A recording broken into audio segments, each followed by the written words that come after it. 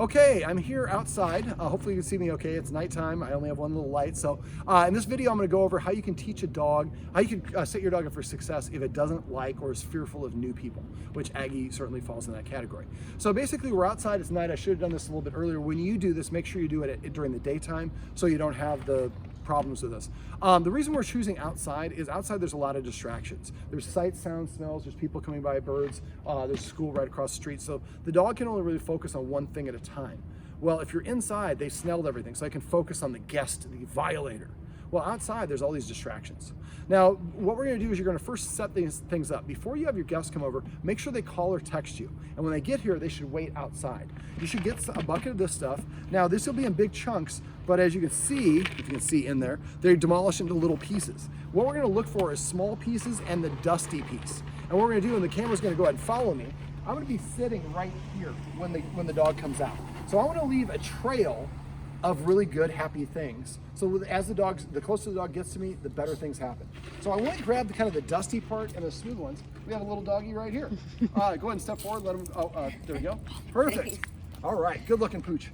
All right, so I'm gonna start this right about here. I'm gonna be sitting here. So I'm kind of just creating a little bit of a trail of goodies for the dog. Now, first, right here should be the most concentrated part of it because that's closest to me. When the dog's far away, it's going to feel more confident. When it gets closer, that's going to be a little bit more insecure. So then I'm going to start, after I got a good amount here, that's probably a little bit too much. Then I'm actually going to start taking pieces and making a trail of treats that's going to go all the way back to the house. So if you want to step back and just and try to make them in a line because it's easier for the dog to see if they're in this line. And I usually do it about every square or so, if they have squares. You want to start off really close, then you're gonna start making it about a 1.5 to 2 or 3 feet apart. If you have a lot of debris on your sidewalk, then you might need to stop and tap. But if you're doing it at nighttime or during the daytime, the dog should be able to figure this out. So basically the first step is we get this trail treat going, and this is the doorway to the house. So now I'm gonna go a couple here, and then onto the first step, I put a little pile. Okay, so what we're gonna do, and you got me? All right. So what we're gonna do is we're gonna set this up and the person's gonna be sitting there. Now when the person's sitting there, I want the dog to approach from this angle.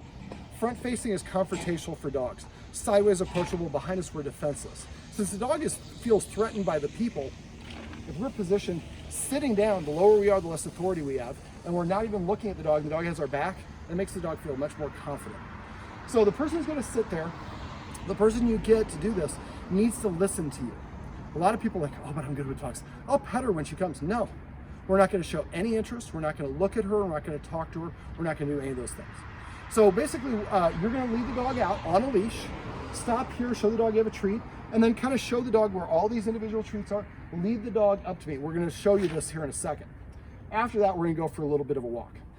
So basically, get your stuff set up first.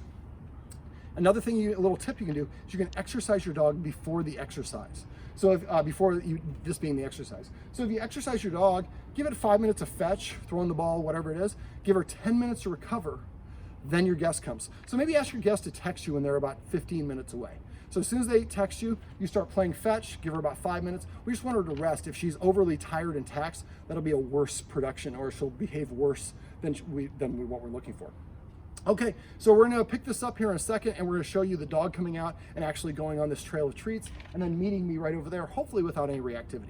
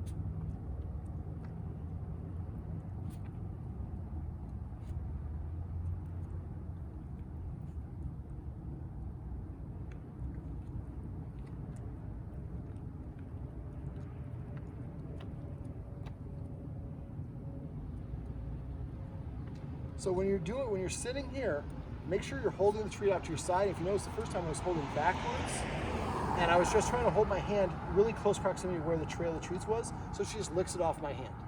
So after that, I gave her a couple of treats.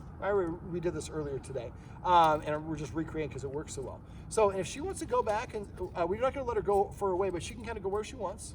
What we like her to do is, if she comes and gets a treat and walks away, and then the person reloads, but make sure you're holding it off to the side, and that person should not be talking to her. No good dogs, no come and get this. We just make it available, and she gets it when she's ready to. Now, I'm just going to kind of explain the rest of it. So what we're going to do at this point is the person's going to give her a treat and then slowly stand up like this. So I'll just actually pantomime since we're actually here. So I'm going to give a treat first to precede the action, then I'm going to stand up like this. And I'm going to keep staying here. Aggie. Give her another treat, and then I turn, another treat, and then we start moving. Then what we're going to do is we're going to walk where it's human, dog, human, and we're going to walk maybe about 5 or 6 houses. Now, when we're walking, the idea is, again, we're going to give her space. We're not going to talk to her.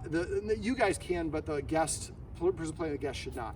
Now, if she starts reacting at any point, walk her away, do the focus exercise that I showed you inside, or I will show you, and then have her come back to those. The treats, I'm guessing you're going to have the same experience that I had here. Don't do this if recess is going on here, or there's crazy stuff that's going on. There's a lot of construction on the street. We want to make it as easy as possible at first. Eventually, we want to do it through all those things and help her practice, but we have to help her practice working up to those. Now, when you're walking down the street, somewhere between now and about 6 houses or so, you want to quietly give the leash to the other person. You want to try to do it so subtly she doesn't even realize it. Then you turn around and you walk back. And so now she experiences having somebody else holding her leash. She won't notice if you do it right at first. She won't even notice. Then she looks up and it's just, well, I'll just continue doing the things we have. I just got the mother load of the most delicious treats I've ever had. And then when we go in the house, and let's go, I'll just drive from here. When you go in the house, the person should keep her on the leash. And then what I want to have them do is sit down on the couch. Aggie. And then you can have them step on the leash like this, or you can let her kind of walk around. It kind of depends on how she's going. If she wants to flee right away, sometimes I step on the leash to prevent them from going away. But while we're doing this in the house, they're not petting, they're not trying to talk to her. Every once in a while, I just hold out a treat like this. She comes over and gets it. And you could say come if they wanted to, but I probably just have them just come over and get the treat. Now, the other thing, if you noticed, when I give a treat, I'll show you here. Aggie.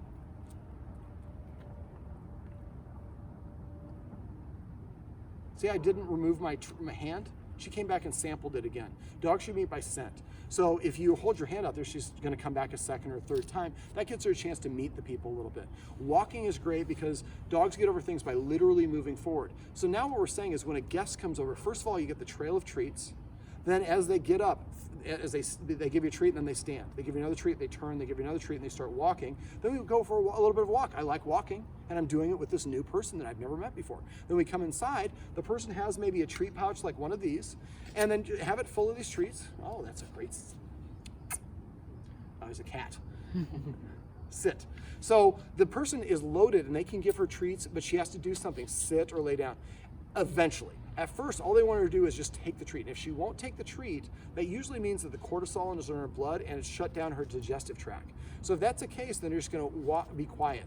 Now, the guest, or not necessarily, we don't want to have the guest too loud or too talky or too moving. If they have a cold and they're sneezing a lot, she's going to freak out for that. When I have guests sit in the same position I was sitting on the couch, and one of the things you can do is on the floor, if she's kind of leery and you're not using the leash, just put a treat on the ground, or he can just drop it. She comes over and gets it, and then turns and walks away.